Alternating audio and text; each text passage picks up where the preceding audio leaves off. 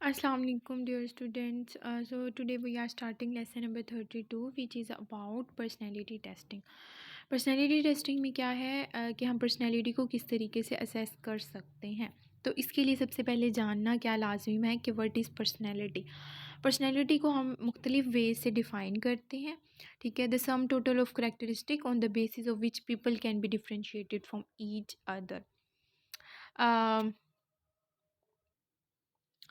तो पर्सनैलिटी को जांचने का एक जो हम पहली डेफिनेशन अगर हम इसकी देखें तो वो क्या है जी, the sum total of characteristics on the basis of which people can be differentiated from each other. यानी अगर हम किसी भी पर्सनैलिटी को देखते हैं तो क्या करते हैं, हम उसे दूसरे लोगों से डिफरेंशिएट कर रहे होते हैं, ठीक है। यानी उसके अंदर कुछ ऐसे करेक्टरिस्टिक्स मौजूद होते हैं, कुछ ऐसी खसूसियात पाई जाती हैं जो उसे दूसरे लोगों से यूनिक बनाती हैं, ठीक है। हर इंसान की डिफरेंट क्वालिटीज़ होती हैं, ठीक है। जैसे हम किसी को अगर लाइक करते हैं तो उसके अंदर स्पेसिफ़िक क्वालिटीज़ होंगी, ठीक है। मिसाल के तौर पे कायदे-आज़म हमारी एक ऐसी पर्सनैलिटी है जिनको हम लाइक करते हैं, हमारी फ़ेवरेट जो है पर्सनैलिटी है, ठीक है, पाकिस्तानियों की। तो इसका बाद में भी मैं ज़िक्र करूँगी कि कायदे-आज़म को हम क्यों लाइक करते हैं, यानी उनके अंदर क्या ऐसी खसूसियात हैं। तो क्या है, हम उनको दूसरे लीडर्स से जो है वो कंपेयर करें, ठीक है ना। अगर हम दुनिया के लीडर्स में जाकर पढ़ेंगे तो शायद हो सकता है हमें और भी पर्सनैलिटीज़ जो हैं वो पसंद आ जाएँ, या फिर हम एज़ अ लीडर उन्हें पसंद करें। लेकिन क्या है कि एज़ अ पाकिस्तानी हम जो हैं वो कायदे-आज़म को फ़ेवरेट पर्सनैलिटी मानते हैं, ठीक है।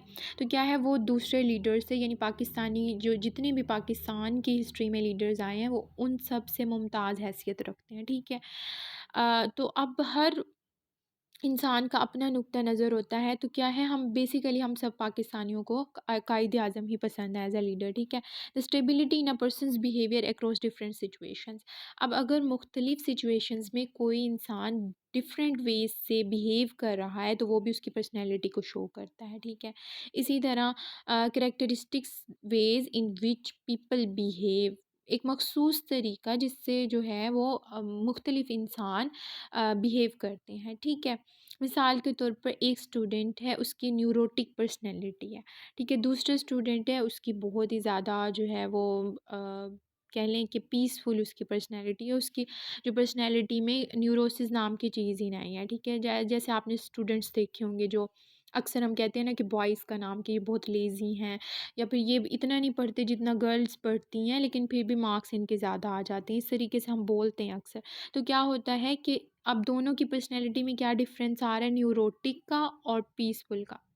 अब जो गर्ल्स होती हैं वो न्यूरोटिक का थोड़ा शिकार होती हैं। अब गर्ल्स में भी डिफरेंट पर्सनैलिटीज़ आती हैं, यानी कुछ ऐसी गर्ल्स होती हैं जो कि बिल्कुल ही नहीं लेती इसे सीरियस, लेकिन कुछ स्टडी को, और लेकिन कुछ क्या होती हैं कि वो सीरियस लेती हैं स्टडी को, ठीक है। तो क्या है, हम डिफरेंट ग्रुप्स जब बनाते हैं तो हम डिफरेंट ग्रुप्स को दूसरे ग्रुप के साथ कंपेयर कर रहे होते हैं, ठीक है।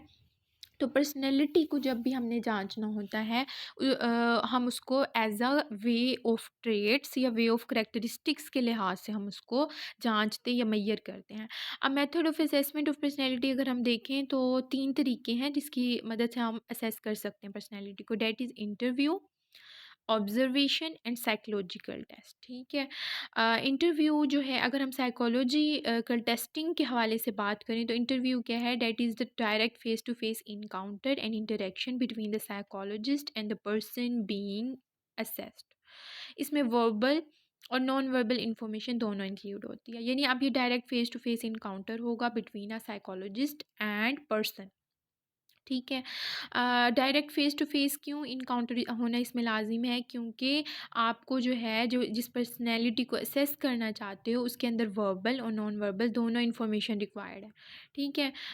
मतलब अगर एक साइकोलॉजिस्ट के पास क्लाइंट आता है, ठीक है, तो उसने जो है उस क्लाइंट को एज़ अ उसकी वर्बल भी देखेगा और उसकी नॉन वर्बल बिहेवियर को भी देखेगा, असेस करेगा। इसी तरह अगर साइकोलॉजिस्ट ने टेस्ट डेवलप करना है तो ऑब्वियसली वो स्टूडेंट की या फिर जो एकेडमिक लिहाज से जो उसके सैंपल है उनकी क्या करेगा, वो वर्बल और नॉन वर्बल इंफॉर्मेशन को असेस करेगा।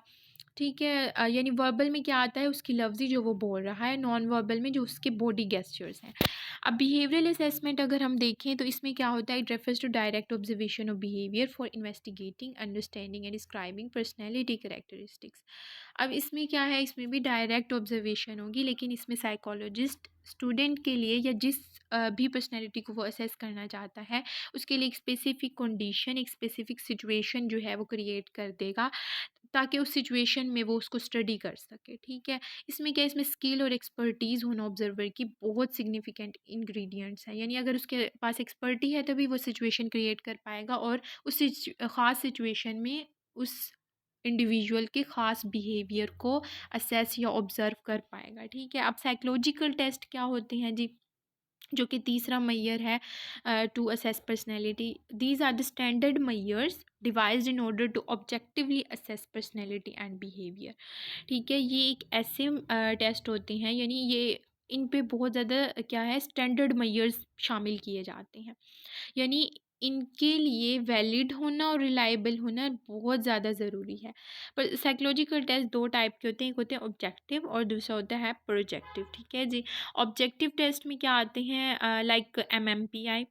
ठीक है। ऑब्जेक्टिव टेस्ट हमेशा क्या करते हैं, ये सब्जेक्ट से क्वेश्चंस पूछे जाते हैं और स्पेसिफिक क्वेश्चंस, ताकि उन स्पेसिफिक क्वेश्चन का स्पेसिफिक आंसर मिल सके, लाइक मल्टीपल चॉइस क्वेश्चंस। ठीक है। अब एमएमपीआई क्या है, it is the most frequently used personality inventive. उन्होंने मिसाल दी है एमएमपीआई की, जो कि जो बेसिकली जो है वो क्लिनिकल साइकोलॉजिस्ट यूज़ करते हैं। और फर्स्टली इसको जो है डेवलप क्यों किया गया था, साइकोलॉजिकल डिफ़िकल्टीज़ को मेजर करने के लिए, like depression, hysteria, paranoia and schizophrenia.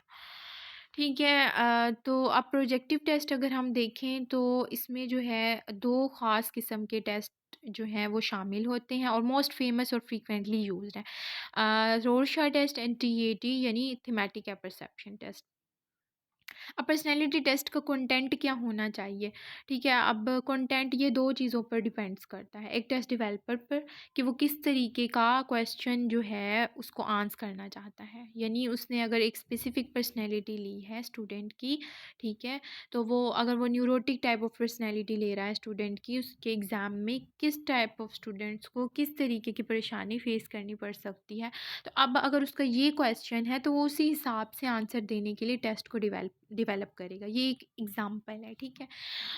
अब उसका हो सकता है कोई और क्वेश्चन हो तो वो उसी हिसाब से उसको आंसर करने के लिए टेस्ट को डेवलप करेगा। और दूसरी क्या चीज़ है, on how one defines personality. अब डिफरेंट साइकोलॉजिस्ट डिफरेंट वेज से पर्सनैलिटी को डिफ़ाइन करते हैं। मिसाल के तौर पर साइकोडायनामिक अप्रोच के जो साइकोलॉजिस्ट हामी हैं, वो क्या करते हैं, वो पर्सनैलिटी को एज अ अनकॉन्शियस डिटर्मिनेंट के तौर पर फोकस करते हैं।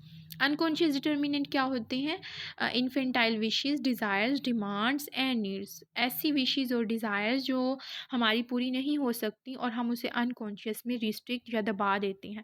ठीक है। तो वो क्या है, इस साइकोडायनामिक अप्रोच के जो हामी होते हैं वो क्या करते हैं, वो पर्सनैलिटी को इस तरीके से डिफ़ाइन करते हैं। अब ट्रेट अप्रोचेज़ के हवाले से जो साइकोलॉजिस्ट होते हैं वो किस चीज़ पे फोकस करते हैं, वो अपॉन ट्रेट्स पे, कि मुख्तलिफ इंडिविजुअल्स में कौन कौन से ट्रेड्स शामिल होते हैं। अब ट्रेड थ्योरीज़ जो हैं वो साइकोलॉजिस्ट इस्तेमाल करते हैं ट्रेड अप्रोचेस पे जो फोकस करते हैं। उनमें जो मोस्ट बेसिकली यूज्ड और मोस्ट फ्रीक्वेंटली यूज्ड होने वाली टेक्निक है वो है factor analysis, that is a statistical method, जहाँ पे रिलेशनशिप्स आप ढूंढते हो between a large number of variables और उसको फ्यूअर पैटर्न के अंदर कंज्यूम करते हो। मिसाल के तौर पर अरबिक पर्सनैलिटी है, उसके अंदर काफ़ी सारी करैक्टरिस्टिक्स हैं। ठीक है। और उसको आप स्पेसिफ़िकली जो है एक ख़ास लिस्ट में तब्दील करोगे। ठीक है। अब आपने किसी भी इंडिविजुअल को जानना है, उसके अंदर तो मुख्तलिफ़ सारी जो हैं वो काफ़ी सारे जो हैं वेरिएबल्स हैं। ठीक है। अब कायदे-आज़म को अगर हम पर्सनैलिटी को देखें, जो मैंने आपको पहले बताई थी कि एज़ अ लीडर भी हम उन्हें देख सकते हैं। ठीक है। और एज़ अ इंसान भी अगर हम देखें तो एज़ अ ह्यूमन बीइंग भी उनके अंदर ऐसी काफ़ी सारी क्वालिटीज़ थी जो लाइकेबल थी। ठीक है। यानी उन्हें काफ़ी लोग पसंद करते हैं। एज़ अ पाकिस्तानी नहीं, हम तो एज़ अ लीडर देखते हैं ना। बाहर के जो यानी हैं ह्यूमंस या फिर बाहर के जो इंडिविजुअल्स हैं वो भी कायदे-आज़म की पर्सनैलिटी को रीड करते हैं, लाइक करते हैं। क्यों? क्योंकि वो एक अच्छे ह्यूमन भी थे। ठीक है। तो क्या है, हमने स्पेसिफ़िकली उनकी ट्रेड्स को जो है 2 चीज़ों के अंदर हमने देखें कन्वर्ट कर दिया मैंने, ठीक है? कैसे, एक तो उनके एज़ अ लीडर और दूसरा क्या एज़ अ ह्यूमन, ठीक है? हर लिहाज़ से, दोनों लिहाज़ से वो अच्छे इंसान भी थे और एक अच्छे लीडर भी थे, ठीक है? तो मैंने तो इसको 2 मतलब काफ़ी सारी लंबी लिस्ट है ना उनकी ट्रेड्स की, तो मैंने 2 के अंदर कन्वर्ट कर दिया। इसी तरह फैक्टर एनालिसिस क्या करती है, ये मुख्तलिफ़ पर्सनैलिटीज़ को जाँचने के लिए काफ़ी सारी लिस्ट जो होती है वेरिएबल्स की, उसको फ्यूअर पैटर्न के अंदर कन्वर्ट कर देती है। अब रेमंड कैटल क्या है, this is a 16 personality factors, इसके अंदर 16 पर्सनैलिटी होती हैं, ठीक है, फैक्टर्स, जिनकी मदद से पर्सनैलिटी को असेस किया जाता है। आइसेंक पर्सनैलिटी को किस तरीके से डिफ़ाइन करता था, वो कहते थे सिर्फ 2 तरीक़ों से हम इसको 2 डायमेंशंस के थ्रू डिफ़ाइन कर सकते हैं, एक है इंट्रोवर्जन एक्सट्रोवर्जन और दूसरा न्यूरोटिसिज्म और स्टेबिलिटी।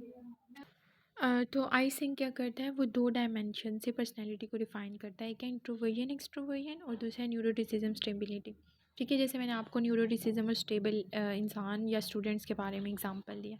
इंट्रोवर्जन जो होते हैं स्टूडेंट्स, वो क्या होते हैं, वो क्वाइट होते हैं, पैसिव होते हैं और काफ़ी केयरफुल होते हैं, जबकि एक्सट्रोवर्ट्स जो होते हैं वो आउटगोइंग होते हैं, सोशिएबल और एक्टिव लोग होते हैं, ठीक है जी? न्यूरोटिक्स अगर हम देखें तो न्यूरोटिक्स में मूडी, टची और एनेक्शियस हर वक्त जो है एनेक्शियस रहने वाले पर्सनैलिटी को हम कहते हैं न्यूरोटिक पर्सनैलिटी है। दूसरे स्टेबल जो होते हैं वो क्या होते हैं, केयर फ्री होते हैं, इवन टेम्पर्ड होते हैं और काम पर्सनैलिटी होती है उनकी, ठीक है?